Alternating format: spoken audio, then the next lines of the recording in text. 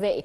احنا يمكن شفنا دلوقتي بعد كل هذه التحديات والصراعات العسكريه اللي حصلت في 2023 و24 قد ايه العالم العربي والافريقي تاثر بالملف الغذائي، وكنا يعني جزء كبير مهدد بالفقر والجوع وعدم الحصول على الطعام الجيد، ولكن دلوقتي اصبح لدينا الاليات واستراتيجيات وطنيه تمكننا من الحفاظ على الامن الغذائي في الايام والسنوات القادمه. نتحرك على حصاد العام 2024. كان عام تقيل زي ما قلت في المقدمة، مليء بالصراعات الإقليمية، بالأهوال، بالكوارث، بالمجاعات، بالإبادة الجماعية، يعني العديد والعديد من الملفات اللي كلها ثقيلة الظل جدا وكانت بتأثر بشكل كبير على الإقليم ويمكن على كوكب الأرض كله. نبتدي منين الحكاية يا دكتور؟ صحيح. للأسف 2024 كانت امتداد لصراعات عسكرية بدأت في 22 صراع الروسي الأوكراني، وبدأت امتداد أيضا للقضية الفلسطينية في 2023. احنا النهارده بالضبط اليوم رقم 448 في منذ 7 أكتوبر 23. يعني القضية الفلسطينية أو الصراع أو التصاعد العسكري اللي حصل في مؤخرا هو مر عليه 448 يوم. الحقيقة لو هنتحدث عن 2024 هذا العام، خلينا نفصل ما بين الشأن الخارجي والشأن الداخلي. الدولة المصرية الحقيقة عملت زي السفينة اللي استطاعت أنها تسير إلى الأمام رغم كل هذه الأعاصير والمعوقات والتحديات.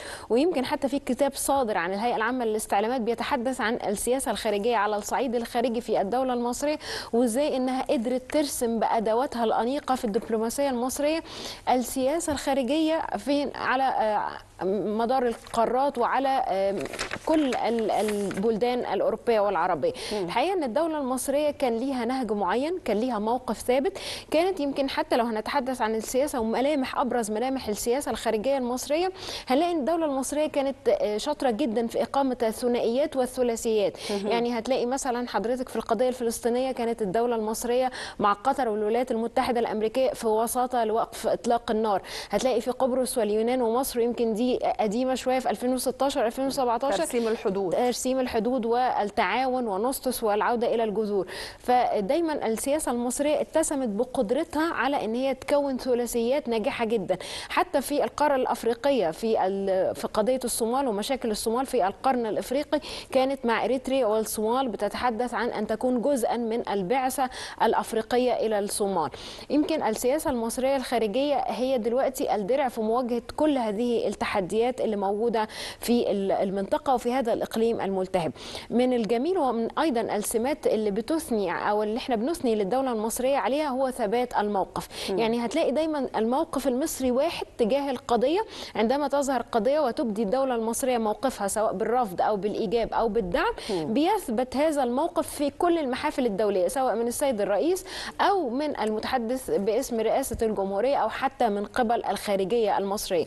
يعني حتى بالنسبة للقضية الفلسطينية كانت دائما بتتحدث وتقول أن الدولة المصرية تريد قيام الدولة الفلسطينية على حدود 67 وعاصمتها القدس. دكتورة مريان، اسمح لنا نخرج لتقرير للسياسة.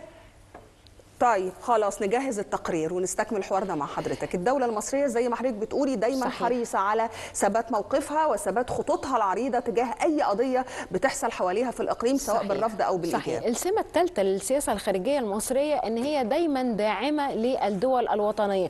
عندما يحدث أي خلل سياسي في كل البلدان العربية، هي دايما الدولة المصرية بتدعم الجيش الوطني وتدعم التماسك لهذه الدول. والحقيقة يمكن دايما احنا بنفتكر ان الكلام ده دباجة أو كلام معتاد إطلاقا. الحقيقة لما هنرجع نبحث في السياسة ونبحث في من 1957 ورغبة الغرب في تقسيم الشرق الأوسط وأن يكون الشرق الأوسط مبعثر ليس دول ولكن دويلات، هتلاقي حضرتك إنه تفتيت المفتت وتصغير المصغر وتجزيء المجزأ والفوضى الخلاقة زي ما كانت كوندليزا رايس كانت تقول الفوضى الخلاقة في الشرق الأوسط. كان من ضمن يعني التفكير الآثم للغرب هو تفكيك هذه الدول 5 دول الدول العربيه تفكك الى 14 دويله على حسب الطوائف. مثلا لما حضرتك تقري في التاريخ هتلاقي ان العراق كان مخطط ليها ان هي تنقسم الى 3 دول، منها دوله للاكراد، دوله للشيعه، دوله للسنه. سوريا ايضا كان مخطط ليها ان تنقسم الى دوله اكراد، دوله علويين، دوله شيعه.